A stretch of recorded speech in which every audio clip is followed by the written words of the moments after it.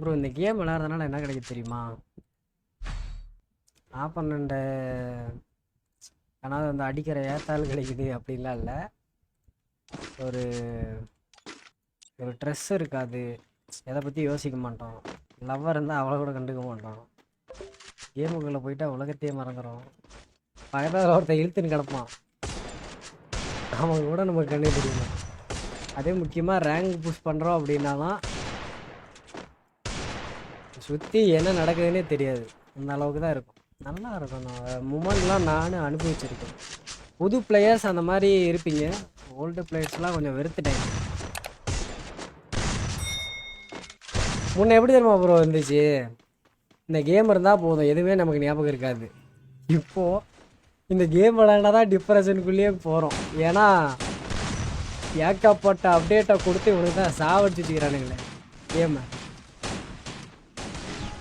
இந்த கேம் விளையாண்டா தான் இப்போ டிப்ரெஷனே ஆகும்.